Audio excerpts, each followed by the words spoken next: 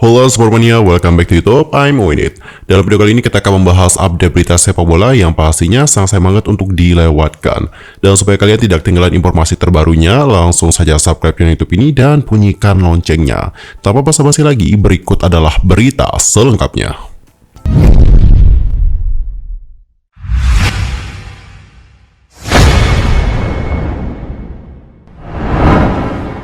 Well, Sportmania, di berita pertama kita akan membahas tentang pemain dari Manchester United, yakni Harry Maguire. Prihatin terhadap Maguire, Rio Ferdinand menyarankannya untuk cabut dari Manchester United.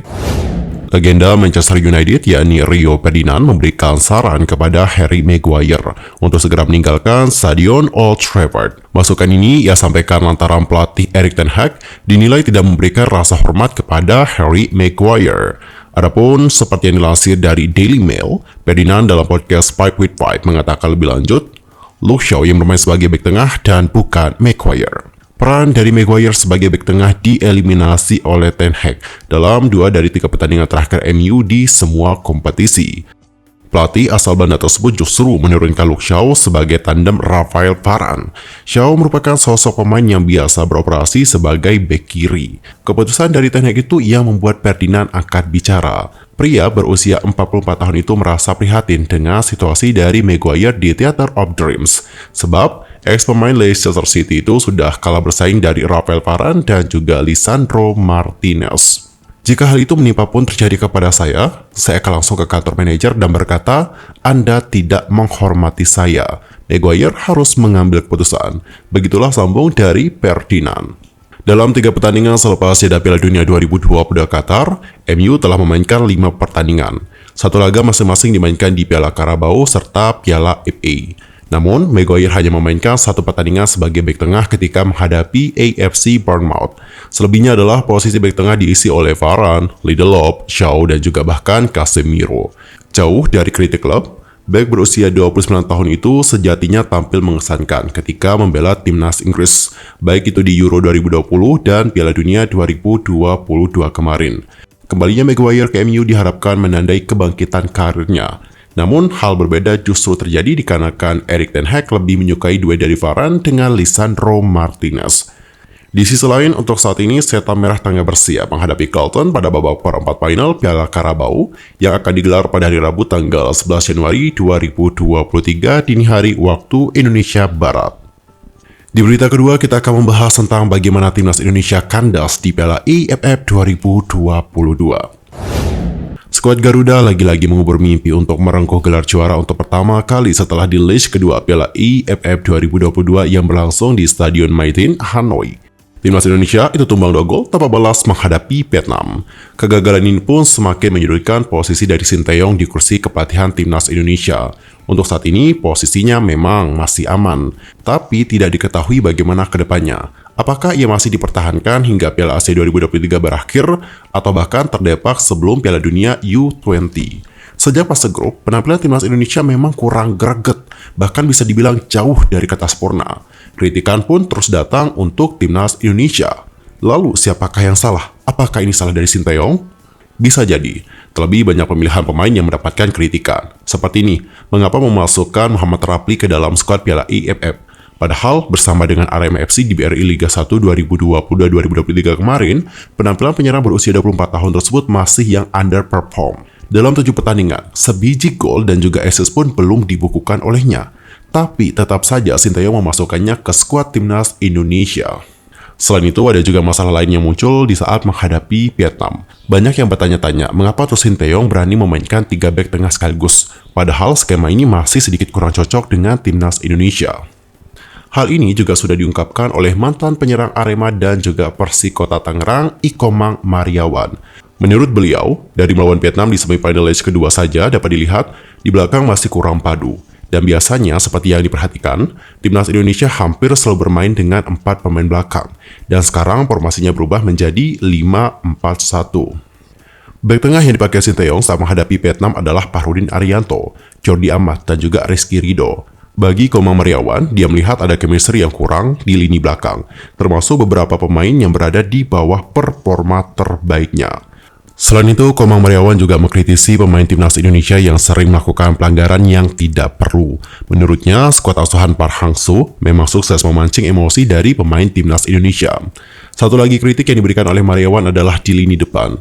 Sebagai mantan penyerang di masanya, Komang Mariawan sampai gregetan dengan cara bermain dan juga skema yang dipilih oleh Shin Tae-yong. Sudah tertinggal 1 gol, tapi Shin Tae-yong juga enggan untuk merombak strategi. Baginya, ada beberapa pemain yang sedikit di bawah performa terbaik. Kita sebut saja ada Asnawi Mangkualam dan juga Dendi Sulistiawan. Mariawan juga sedikit berkomentar mengenai performa Asnawi. Beliau mengatakan lebih lanjut bahwa banyak kesalahan yang dilakukan oleh sang pemain. Seharusnya Asnawi bisa lebih baik lagi performanya. Asnawi main di luar negeri, dan seharusnya dikarenakan hal itu, kepercayaan dirinya bisa lebih tinggi juga. Dan bagaimana pendapat kalian mengenai hal yang satu ini? Apakah kalian sependapat dengan Komang Mariawan? Nanti langsung saja sampaikan bagaimana opini kalian di kolom komentar. Dan untuk topik terakhir, sekarang kita akan membahas tentang Kylian Mbappe hingga Madrid yang sudah mengkritik Presiden FFF soal Zinedine Zidane. Pemain Paris Saint-Germain yakni Kylian Mbappe berang dan juga terang-terangan membela Zinedine Zidane di media sosial setelah Presiden Federasi Sepak Bola Prancis yakni Noël Le Graët dituding tidak menghormati Zinedine Zidane. Noël Le Graët itu sebelumnya mengatakan tidak berbicara dengan Zidane soal menggantikan Didier Deschamps sebagai pelatih timnas Prancis. Bahkan, Deschamps telah resmi memperpanjang kontrak baru, meskipun mencuat rumor sang pelatih akan angkat kaki setelah Piala Dunia 2022 Qatar. Bahkan, Presiden Federasi Sepak Bola Prancis itu dengan lantang menyatakan tidak akan menjawab telepon jika Zinedine Zidane yang menghubunginya untuk berbicara tentang posisi pelatih di Prancis. Nah, ucapan dari Le Graët ini yang membuat Kylian Mbappe tidak terima, apalagi sudah menjadi rahasia umum. Untuk Kylian Mbappe itu memang sangat mengagumi Zinedine Zidane. Dan dia juga sangat ingin bekerja sama dengan Zidane. Mantan bos Real Madrid itu juga dikabarkan telah menolak tawaran dari AS. Zidane santer dikaitkan dengan pekerjaan di kursi pelatih Prancis sebelum Didier Deschamps memperpanjang kontraknya hingga pada tahun 2026. Le Graët kepada RMC Sports secara terang-terangan menyatakan tidak mempertimbangkan Zidane sebagai pengganti dari Didier Deschamps. Dan tak lama berselang, Kylian Mbappe menunjukkan bagaimana kemarahannya atas pernyataan tersebut. Melalui akun Twitternya, Mbappe mengatakan lebih lanjut, Zidane adalah Prancis. Kami tidak bisa tidak menghormati legenda dengan cara seperti itu. Selain Mbappe, Real Madrid juga tidak tinggal diam begitu saja di saat salah satu mantan bintang dan ex-pelatih tim utama mereka mendapatkan perlakuan yang dianggap tidak pantas. Lewat pernyataan resmi klub, Los Blancos mengecam bagaimana ucapan dari sang Presiden Federasi Sepak Bola Prancis itu. Seperti yang dilansir dari Marca, Madrid menyatakan, pernyataan itu menunjukkan kurangnya rasa hormat terhadap salah satu figur paling dikagumi oleh pendukung sepak bola di seluruh dunia. Kami mengharapkan reaksi sesegera mungkin. Zidane, lanjut pernyataan resmi dari Madrid, telah mewujudkan nilai-nilai olahraga lewat berbagai penghargaan dan juga torehan prestasi, baik di saat dia itu masih menjadi pemain, ataupun kalau menapaki karir sebagai pelatih. Madrid itu kemudian kembali mengungkit bagaimana pernyataan sikap serupa yang pernah ditunjukkan oleh Le Graët terhadap penyerang Real Madrid Karim Benzema beberapa waktu yang lalu. Adapun untuk Madrid kembali mengatakan lebih lanjut, pernyataan dari Presiden FFF itu tidak pantas untuk seseorang yang memegang jabatan cukup penting. Seperti halnya saat dia membuat pernyataan soal kapten kami, Karim Benzema, peraih Ballon d'Or, juara National League bersama dengan Prancis pada tahun 2021 dan peraih 5 gelar juara Liga Champions. Buat Madrid, Zidane merupakan salah satu sosok yang menorehkan tinta emas dalam perjalanan sejarah klub asal ibu kota Spanyol tersebut. Saat masih menjadi pemain, tepatnya pada tahun 2001 hingga pada tahun 2006, Zidane telah mempersembahkan 1 trofi La Liga, 1 trofi Liga Champions, dan 2 gelar Piala Super Spanyol. Namun, kontribusi terbesar Zidane terhadap Madrid justru datang saat dipercaya menukangi tim utama Los Blancos. Dalam 2 kesempatan menukangi Los Blancos, Zidane berhasil memboyong 2 gelar La Liga, 2 trofi Piala Super Eropa, 2 juara Piala Dunia antar klub, dan 3 trofi Liga Champions. Zidane pun disebut-sebut sebagai salah satu pelatih tersukses dalam sejarah Real Madrid. Mendapatkan berbagai sorotan atas komentarnya terhadap Zidane, Le Graët akhirnya mengungkapkan permohonan maaf. Sosok berusia 81 tahun itu mengakui kekeliruannya dalam mengeluarkan pernyataan tersebut. Baik Sportmania, berita dari Zinedine Zidane tadi menutup perjumpaan kita untuk hari ini. Kita jumpa lagi di video berikutnya. Terima kasih dan juga salam olahraga.